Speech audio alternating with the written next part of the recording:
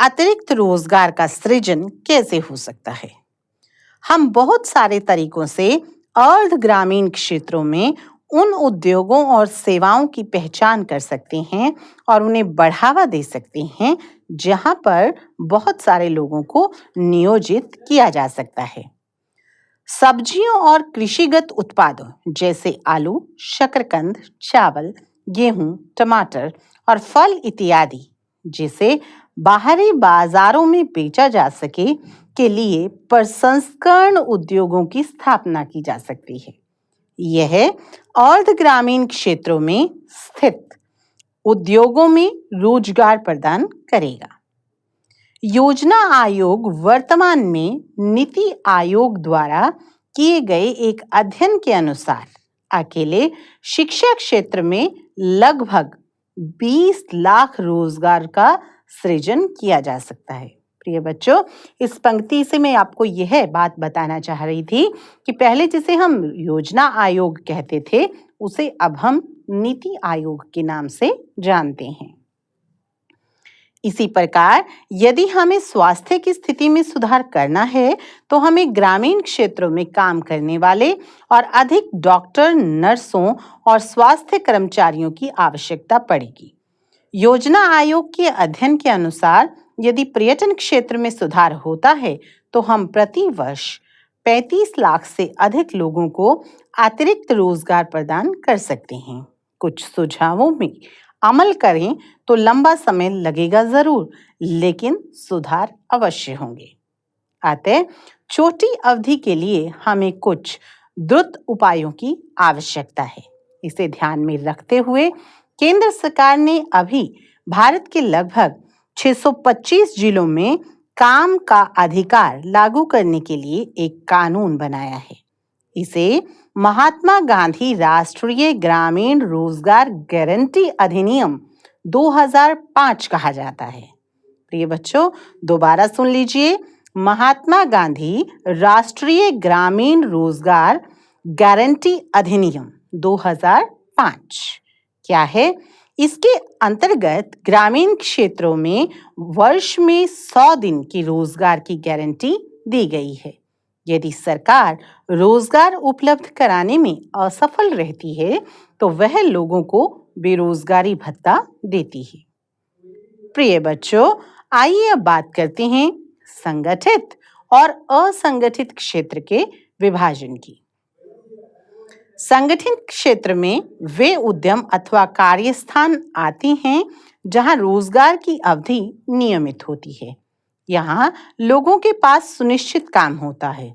वे क्षेत्र सरकार द्वारा पंजीकृत होते हैं और उन्हें सरकारी नियमों और विनियमों का अनुपालन करना होता है।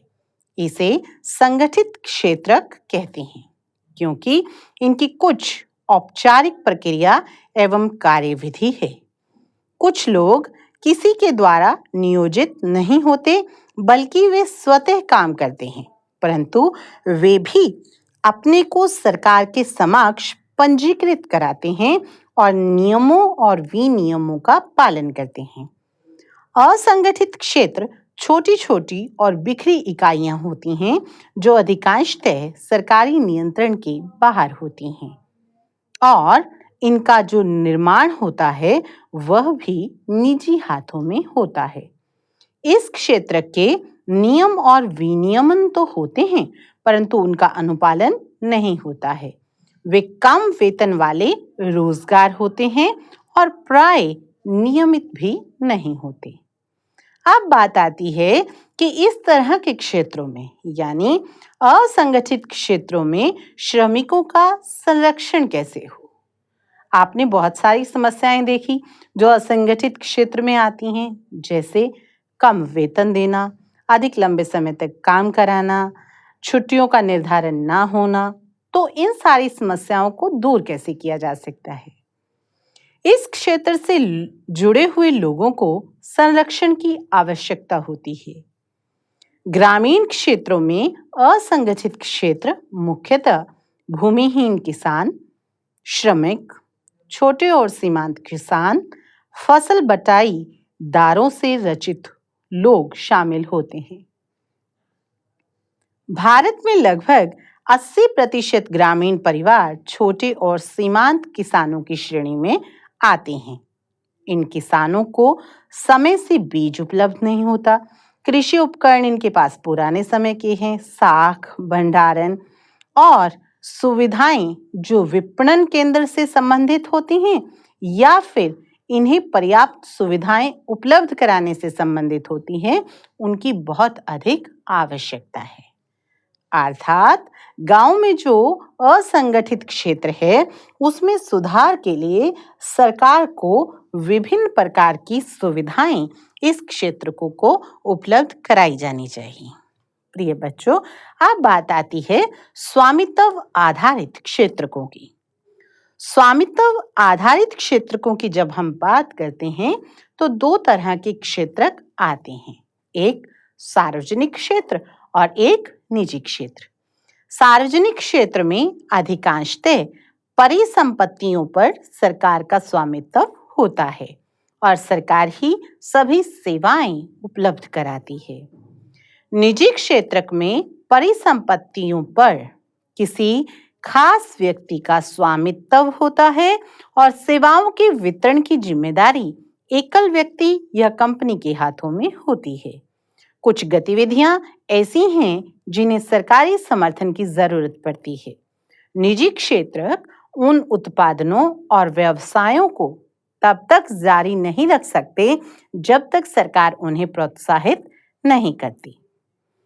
अधिकतर आर्थिक गतिविधियां ऐसी हैं जिनकी प्राथमिक जिम्मेवारी सरकार पर निर्भर करती है, पर इन पर व्यय करना सरकार की अनिवार्यता हो जाती है। प्रिय बच्चों, आपने अक्सर देखा है कि जब हम भारत की बात करते हैं तो छोटे किसान जब अपनी फसल उत्पादन करते हैं तो सरकार कहीं न कहीं फसल का समर्थन मूल्य निर्धारित करती है।